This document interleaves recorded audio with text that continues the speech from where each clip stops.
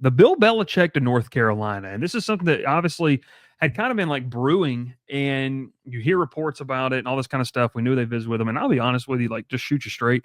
I kind of thought this was a situation where, like, he's just a name. And then I started to read some stuff, like where the UNC insiders, and they were like, that was pretty much the consensus, that there was a list. Belichick was kind of on that list to provide some brand value. Not that I don't think UNC needs brand value, but to provide that. And then after people started to kind of fall off the wagon, per se, in terms of coaching candidates, it was like, okay, he might actually be one. They meet with him. He has some demands, what he wants to do. He goes on the Pat McAfee show and kind of details like his pitch to be a college coach. What's your initial reaction? Because I've got some thoughts on this, but I want to hear yours first, because I don't know. It's non-UNC fans are kind of like, this is the biggest joke of all time. Some UNC fans feel the same way, and then some are like, maybe this is what we need.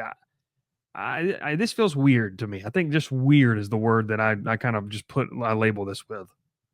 Yeah, it's strange. It's coming out of left field. I was kind of like you when his name was floated out there. I was thinking, there's no way they're not going to hire him. They're talking to him. Maybe they want to consult with him and, try to figure out how they can do better as a program. I mean, obviously his football mind, his organizational skills. I mean, to be the head coach of an NFL team for 24 years is, in this day and age, never going to happen again.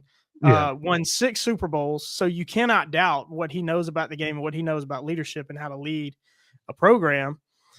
But I was like, there's no way. I mean, there's just no way they're going to hire him. But, he gives them his 400-page book, novel, essentially, on what he wants to do and how he wants to shape it. Yeah, manifesto, how he wants to shape it. And, if I was a UNC fan, I'd be pretty excited about it, because it feels going and getting Bill Belichick shows that you're serious, but not in the way that I think a lot of that, like, your first thought of being serious, right? Like, they're trying to completely overhaul their football program and set it up for the next coach, or maybe the coach after the next coach, to really have success and really compete in this new age of college football. I mean, it's basically the NFL at this point. So you go get a guy that was a head coach and an executive at the same time, which probably won't ever happen again either.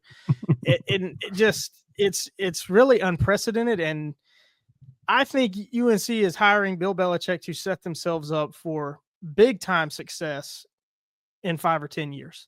Obviously the age factor of Belichick, he's 71, 72. He's not your long-term answer. Curious to see if his son really is going to be the head coach in waiting. Yeah, that's Steve, who look, when Arizona hired him, when Jed Fish hired him, or not Arizona, at Washington, I was like, this is weird. I mean, he's never coached college either, but Washington's defense was really good. I think they finished top 25, I think, in total defense in the country. So he really turned their defense around and made them dominant. So there'll be some on-field success, I think, but I think UNC is shooting for the stars and trying to win really big. Nancy said his son is supposedly to be the coach that follows him, part of his deal. And look, he did a great job, by the way, with Washington this year. He took them from bad to about average to good in terms of their statistical categories on his side of the football. I think here's where I sit with this, and this is going to step on some toes, but UNC is constantly referred to as a sleeping giant because of their academic status, their ability to be the flagship university of their state. That's just what it is. And the brand value. Now, a lot of that comes from the Michael Jordan, the Jordan brand, the UNC, the basketball. And I get that. So they're constantly, when you talk about conference realignment, you see the Florida States, the Miamis, the Clemson, but you also see UNC in there because of that reason. So I think, and who doesn't love Carolina blue? Oh God. I mean, I'm a UNC hoops fan just because of that. I mean, I love it. It's awesome. But I think my biggest concern, Will, is that this is a program that is like the only thing that they're best in or they're tops in at UNC is being at the top of a list that says sleeping giant. Like they're constantly at that. They've got a lot of money. They've got all this kind of stuff. We've obviously kind of heard that maybe alignment is something. I was reading some stuff that alignment's not the best there in terms of, I mean, just how this coaching search went. If you kind of read behind the lines of how this coaching search went, you've got board members stepping out from under the umbrella of the president to go make calls. And it's just, now that happens everywhere. I just want people to know that, but it's more public in this sense. I think it's not the recruiting aspect that scares me in this. It's not, it's more of just, this feels like, and you said it, it feels like a level of seriousness, but I worry, is it so different from what the status quo is that it's going to make it unserious? Like, are they trying to go too far in one direction, too much to an extreme here, to where it's like going to look laughable? And I worry about that because I do believe, look, I think UNC is a sleeping giant. I think they've got the resources. If they can ever get everything aligned there, they are a team that can be a perennial playoff contender. I mean, they can be that. When you look at the fundamental things that have to happen for a program to be that, they have that. Mac Brown to me was, there's obviously some disagreement on when he wanted to step down and stuff like that. I mean, the guy comes out and says he's going to be the head coach and then turns around and 2 days later he's being fired or let go. With Belichick, it's just like, what's the plan here? Because he's an older guy. I guess he's not going to go after his NFL wins record now with this. Like, I guess that kind of like nixes that. But I just get the feeling like, is it too much to the extreme that it's not going to work? Because you think about like all the things you need in a program. I don't know. I go back to it. It just feels weird. And I don't know if I love it, but I don't think it's a complete joke. And I want people to hear, like, I don't think it's a complete joke, a laughing stock. It might turn out to be that way. It just feels weird to me. I don't know. Yeah, I definitely don't hate it because, like you said, and I agree with you. I think North Carolina can be very, very good in football. And they need somebody to come in and really overhaul it. Like, I think that they took a look and said, we're doing something wrong and we need to make a total 180 if we really want to be competitive and not get left behind in what college football is now. And I think that's what they're doing. And, I saw Nancy, she asked, do you think he'll be good in recruiting? I don't know. Can he go hire some great recruiters underneath him, guys that really know how to recruit? And can he be a closer? I mean, that's the big question. It's all about recruiting. And NIL, can he do that? But they're certainly going to attract a different type of athlete, right? They're going to attract somebody who is dead set and dead serious on going to the NFL. And who better to go play under and learn under and how to get there than Bill Belichick? So, I mean, for me, I think it's a good hire. Obviously it's any hire. If it works, it's great. They're going to look like geniuses. If not, they're going to be the laughing stock. But if they can get that infrastructure in place that he wants, that he laid out for them, they're going to be successful, whether he's going to be the head coach or not. And I'll add this too. If you have never read this book, and I know, Will, you like to read kind of the sports biographies and stuff like that, like, you should go read Belichick and Brady. And it gives you kind of an insight on like roster building. And I know that was 20 years ago, but I wonder, because we saw towards the end of Belichick's tenure in New England, the player evaluation had slipped in terms of like, that to me is like, if you go off that, what I'm talking about in that book, and you read the book, you read kind of, how he did things and how he liked to value different spots. Part of me believes that, look, if we go to full revenue sharing in college football, if we go to something like a, salary cap system, maybe that's where he can provide expertise. But it feels like that should be more of like an advisor, like a special advisor role, than the head coach role or a GM role. I mean, that's my concern, because towards the end it got really bad in terms of like roster evaluation. Is that the Bill Belichick are we going to see? Or because we're kind of entering the infant stages of this new age of college football, does it revert back to the early 2000s when the guy was dang good? And look, they cut some really good players in New England and they still found ways to win. That's a question to me. And I wonder too about, maybe the last 5, 6, 7 years of his time in New England, how much did his ego get in the way? Right. And I think, essentially being fired and having to sit out, maybe what has that done to his ego? I mean, has he changed a little bit? Is he willing to adapt where he wasn't at the time? And maybe for good reason, because the guy's won 6 Super Bowls. I mean, these are all hypotheticals that obviously we don't know the answers to. Yeah. Only the UNC people that decided to write him a check know those answers, and we'll have to see it play out. I thought this was interesting too, and I was reading some stuff, and this is kind of where I also sit with this as we kind of wrap the Bill Belichick UNC story up. UNC feels like they've tried everything, right? So let's go back to when they hired Larry Fedora, and it was this high flying offense. It was a lot of pizzazz. Pretty good.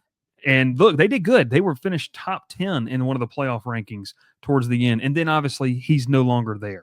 They bring back Mac Brown, and Mac Brown has 2 NFL quarterbacks, and they don't really get over the hump. I know Georgia Tech fans will love that, but they don't really get over the hump, and they can't do this. So, just in the last decade, they've done so much. And you look at the back of the history, just 8 conference titles for this program, and they're one of the longest tenured, college football programs in the country.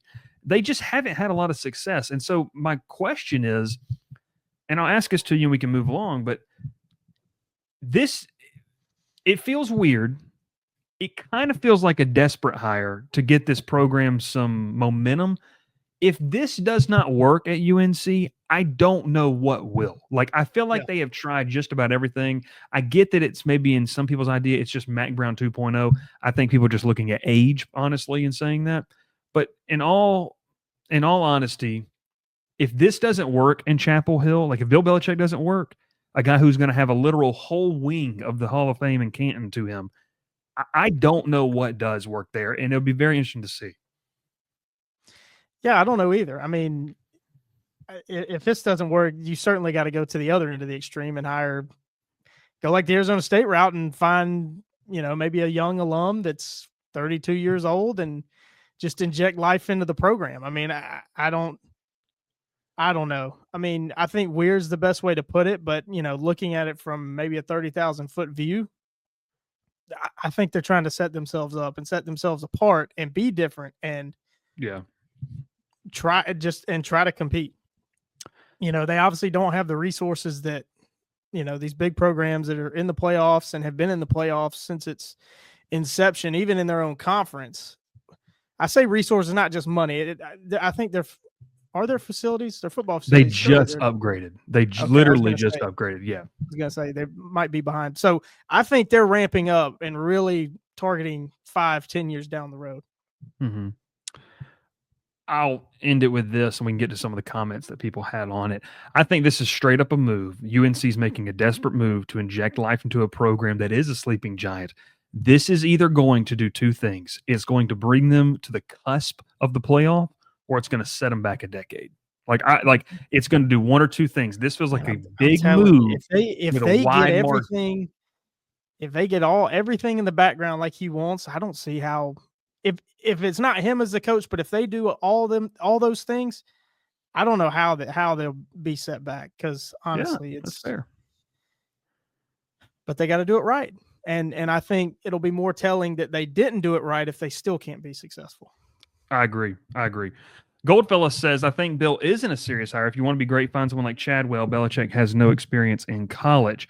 The lack of experience in college would concern me 10 years ago. I think when, Will, you mentioned this kind of lead off, now that you've got kind of a pseudo pro model, it comes back to what I said. We kind of answered this. And if the player evaluation is like it was the last 3 years in New England, then it's going to be a problem. If not, then maybe we'll see. And also, there's good high school football in North Carolina that they can go get some guys and be able to be a part of that.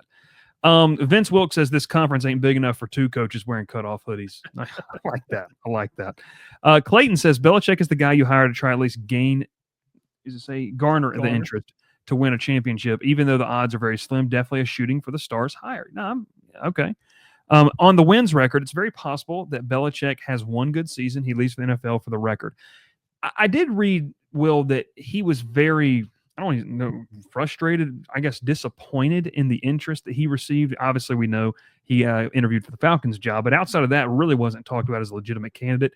Could you see this being a straight-up situation of He's like, his son's name's Steve. Oh, right. Steve Belichick, Yep. is that what it is? Yeah. Where he brings in Steve to be the DC, who does have experience at the college level. Let's say they go 8-4, 7-5 next season, and he takes off for an NFL job and Steve takes over. Like, could you straight up see that being the situation where he just gives the keys over to Steve and tries to go get that wins record? Or is he bought into UNC? No, I mean, I don't know if you come with a 400-page manifesto. It's hard to argue that you're not bought in. But no, I mean he's an NFL coach. I mean that we've seen they're two different types of coaches. There's college coaches, NFL coaches. Belichick's obviously an NFL coach, so that's that's his next goal. And like you said, the frustration with the lack of interest from the NFL.